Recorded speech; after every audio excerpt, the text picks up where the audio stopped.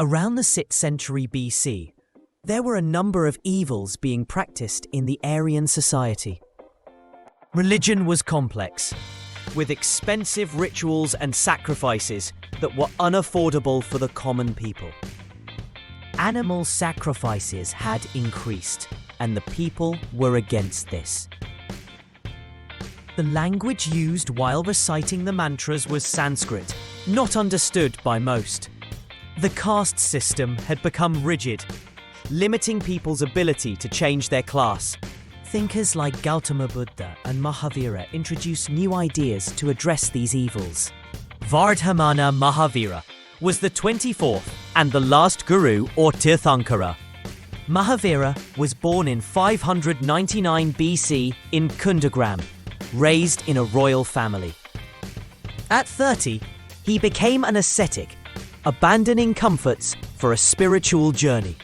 After 12 years of penance, he attained spiritual knowledge and became known as Jina. Principles or teachings of Jainism originated with holy men known as Tirthankars. Mahavira shaped these ideas and popularized them, with 24 Tirthankaras in total. The teachings of Jainism include a fundamental belief of no God as the creator of the universe. Ahimsa, or non-violence, is one of the core principles emphasized by Mahavira.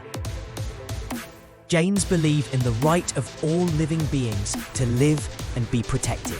The 5 basic vows include Satya, truth, Ahimsa, non-violence, Asteya, non-stealing, Aparigraha, non-possessiveness, and Brahmacharya, chastity. Mahavira taught about the cycle of life and death, emphasizing the importance of right karma. The ultimate aim of life is to reach salvation by breaking free from this cycle. Mahavira highlighted the Triratna, which consists of right faith, right knowledge, and right action. He also advocated for hard penance and fasting as part of this spiritual journey. Mahavira opposed the caste system, promoting principles of equality for all. The order, created to spread Jainism, had dedicated disciples sharing Mahavira's message. Mahavira eliminated expensive rituals, making the religion accessible. Differences among followers led to the rise of Svetambaras and Digambaras. Svetambaras use white cloth and don't believe in severe penance. Digambaras follow stricter principles, roaming around naked. Lord Mahavira's teachings were compiled into texts called sutras, known as agamas. Jainism greatly influenced art and architecture in rock-cut caves. Udaigiri and Kandogiri are notable for their natural and artificial caves. Travanabelagola has the enormous statue of Bahubali. The Dilwara Temple at Mount Abu exhibits exquisite craftsmanship. Jainism enforces strict rules and values penance, yet is less strict today. The decline of Jainism began with a lack of royal patronage. Next, the sincerity of Jain mendicants waned. The severity of Jainism led to public disillusionment. Jain philosophy remained unclear, leaving followers confused. After Mahavira's death, division grew in Jainism. Buddhism's rise, with its simple teachings, attracted people. Prominent Hindu thinkers influenced the religious landscape. Gautama Buddha, originally Siddhartha, changed a spiritual path. 4 sights. One day, Siddhartha was out in his chariot and saw an old man, a sick man in pain, and a dead man. Seeing these, Siddhartha realized the sufferings of man. He also saw a monk who seemed to be at peace. This made Siddhartha wonder what it was that made the monk so peaceful. These 4 sights had a profound effect on Siddhartha.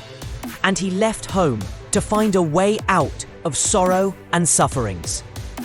At the age of 29, Siddhartha left the comforts of life in search of truth. This is known as the Great Renunciation. He spent time with hermits. For about 6 years, he practiced strict penance, but this did not help him to solve his problems. Siddhartha gave up penance and meditated under a peepal tree at Bodh Gaya for about 49 days. Then he realized the truth. He saw a way out of sufferings and sadness.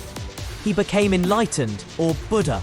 After enlightenment, Buddha preached his first sermon at the deer park in Sarnath to his own disciples. This event is called Dharma Chak Pravartana, or turning of the wheel of law. After this, Buddha traveled throughout the country, spreading his message. He established a sangha made up of bhikshus and bhikshunis to spread his message in other parts of the world. Buddha's teachings were simple, as he followed what may be called the middle path. He did not advocate harsh penance as requested in Jainism, and was not in favour of the rituals and sacrifices of Hinduism. Buddha pointed out 4 noble truths on which he based his principles. A. There are sorrows and sufferings in the world. B. Man's desires are the main cause of his sufferings. C. Renunciation or giving up of desires can overcome suffering. D. Desire can be overcome by following the whole path, or Ashtangika Marga. Ashtangika Marga, or Eightfold Path. The 8 elements of Buddha's philosophy, or Eightfold Path, are A. Right thought. B. Right speech. C. Right conduct or action.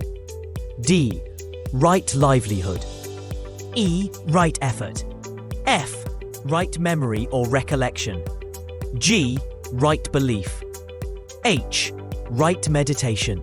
According to Buddha, by following these elements, one can attain one's peace of mind.